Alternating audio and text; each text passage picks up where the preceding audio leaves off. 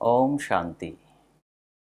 ভালো থাকুন। প্রতিদিন অনুষ্ঠানের সকল দর্শক বন্ধুদের জানাচ্ছি নমস্কার।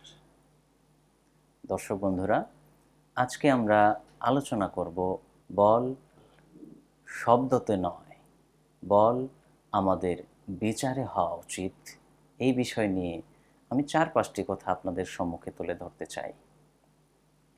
সাধারণত আমরা দেখতে পাই যে আমাদের দৈনন্দিন জীবনে যখন আমরা নিজেকে বলশালী মনে করি, তখন আমরা শুধুমাত্র আমরা যে বাক্য উচ্চারণ করি সেটার উপরেই আমরা নিজেকে এঁকে ফেলি।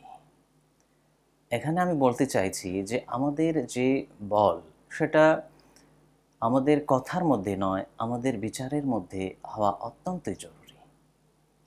কেন জরুরি?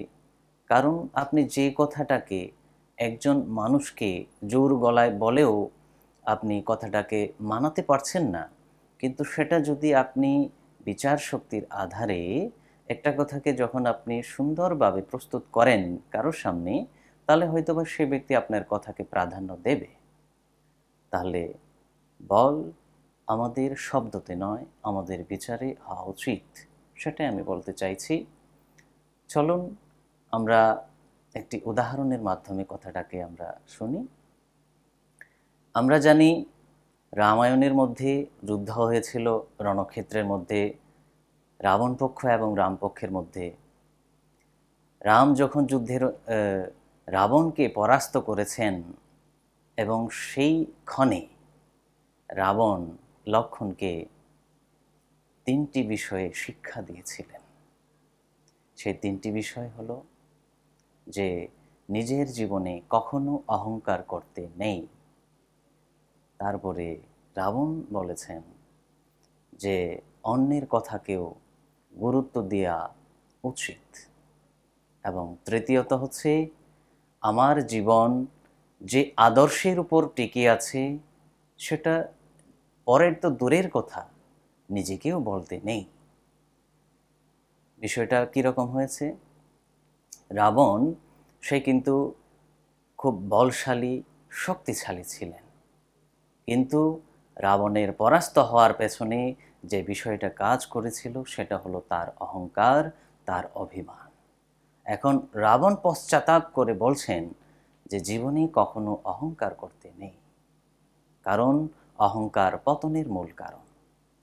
আমরা যখন অহংকার করি তখন মানুষকে আমরা কিন্তু প্রাধান্য দিতে চাই না, অন্যের বিচারকে আমরা গুরুত্ব দিই না। আমি যা বলি, আমি যা ভাবি সেটাই পরম সত্য বলে আমি ধরে নিই। তাহলে এই অহংকারের কারণেই রাবণ কিন্তু যুদ্ধের মধ্যে হারতে হয়েছে। রাবণকে অনেক জ্ঞানী ব্যক্তি, পণ্ডিত ব্যক্তিরা ওনাকে প্রস্তাব দিয়েছিলেন যে আপনি রামের সঙ্গে কিন্তু যুদ্ধ করতে যাবেন না, কিন্তু রাবণ কারোর কথা শুনেননি। এই অহংকারের কারণেই রাবণের পতন হয়েছে। দ্বিতীয়ত হচ্ছে অন্যের কথাকেও আমাদেরকে গুরুত্ব দেওয়া উচিত, যেটা রাবণ করেননি কোনোদিন। রাবণকে অনেকবার বোঝানো হয়েছিল যে আপনি নিজের রাজ্যকে হারাবেন, নিজের আত্মীয় স্বজনকে হারাবেন, নিজেকেও হারাতে পারেন আপনি যদি যুদ্ধ করতে চান। কিন্তু রাবণ কারোর কথা না শুনে তিনি যুদ্ধে নেমে পড়লেন। রামকে তিনি একজন সাধারণ মানব হিসেবে দেখেছেন। তো এটার পরিণতি কী হয়েছে? যুদ্ধে পরাস্ত হতে হচ্ছে রাবণকে, অন্যের কথাকে গুরুত্ব দেয়নি বলে। আর তৃতীয়ত হচ্ছে নিজের আদর্শ যে বিষয়ের উপর টিকে আছে সেটাকে, অন্যের তো দূরের কথা, নিজের কাছেও সেটাকে বলতে নেই। রাবণ কী করেছিলেন? তার ছোট ভাই বিভীষণের কাছে তিনি এই কথাকে, যে গুপ্ত কথা, সেটাকে প্রকাশ করে দিয়েছিলেন যে রাবণের জীব রাবণের নাভির মধ্যে আছে। রাবণকে কেউ পরাস্ত করতে পারবে না, কেউ মারতে পারবে না। রাম বারবার রাবণের গলা কেটে চলেছেন। রাবণ কিন্তু তখনও মারা যায়নি, মৃত্যুবরণ করেনি। যেই মাত্র রামকে ইশারা করা হয়েছিল যে তার নাভির মধ্যে তীর মারার জন্যে, তৎক্ষণাৎ কিন্তু রাবণ সেই তীর এর আঘাতে তিনি মাটিতে লুটিয়ে পড়লেন এবং তার নাশ হয়ে গেল।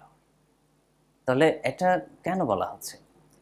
এখানে একটা বিষয় আমাদের জানা যে শিক্ষা হয়েছে সেটা হচ্ছে যে রাবণ নিজেকে অতি বলশালী, অতি জ্ঞানী ব্যক্তি, অতি দম্ভশালী, অহংকারী হিসেবে তিনি ভেবেছেন।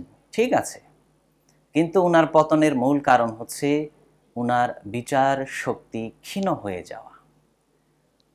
উনার শক্তি যদি উনার বিচারের মধ্যে থাকতো তাহলে তিনি হয়তোবা যুদ্ধে কোনোদিন হারতেন না। কিন্তু তিনি যেটা বলেন সেটাই সত্য বলে তিনি ধরে নিয়েছেন, কারোর কথাকে তিনি কর্ণপাতও করেননি এবং নিজের যে গুপ্ত কথা আছে, যে ওনার আদর্শ যে বিষয়ের উপর টিকে আছে, সেটাকে তিনি বহিঃপ্রকাশ করে ফেলেছেন।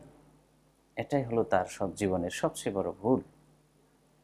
তো এখন এই যে কাহিনী আমি বললাম, এ থেকে আমরা কি শিক্ষা নেব? আমাদেরকেও জীবনে চলার পথে অনেকজনের কাছ থেকে আমাদেরকে পরামর্শ নিতে হয়, কিন্তু পরামর্শ নিতে গিয়ে আমরা কি দেখি, নিজে যে বিচার করলাম সেই বিচারকে আমি সর্বেসর্বা এবং যথার্থ বলে ধরে নিই, কিন্তু কার্যক্ষেত্রে সেটাকে যখন আমরা প্রয়োগ করতে যাই তখন কি হয়? তখন সেটা হতে পারে ভুল হয়ে গেছে। তাহলে এই ভুল হওয়ার কারণটা কি? আমার বিচার শক্তি ক্ষীণ হয়ে যাওয়া। এজন্য একটা কথা বলা হয় যে নিজেও জানে, অন্যকে জিজ্ঞেস করে তাকে পণ্ডিত বলা হয়, আর যে নিজেও জানে না, অন্যকেও জিজ্ঞেস করে না, তাকে বোকা বলা হয়। এজন্যই দর্শক বন্ধুরা, আমরা এই ছোট্ট একটি কাহিনীর মধ্য দিয়ে এটাই শিক্ষা নেব যে জীবনে অন্যের মতকেও গুরুত্ব দেওয়া উচিত। জীবনে কখনো অহংকার করতে নেই। আমার বলের মধ্যে আমি যে বললাম সেটাই আমার পরম বল নয়। আমার বল হচ্ছে আমি কি বিচার করছি।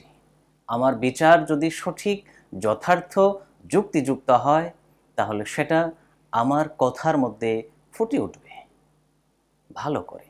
আর যদি আমার বিচার শক্তি ক্ষীণ হয়ে যায়, সংকীর্ণ হয়ে যায়, আমি যদি ন্যারো মাইন্ডেড হয়ে যায়, তাহলে আমার শব্দের মধ্যে কিন্তু কোনো বল থাকবে না, কোনো শক্তি থাকবে না।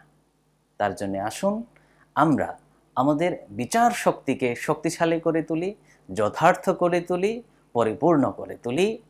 এই বলেই আজকের আমার এই ভালো থাকুন প্রতিদিন অনুষ্ঠানের এই ছোট্ট আলোচনা এখানে সমাপ্ত করছি। ওম শান্তি।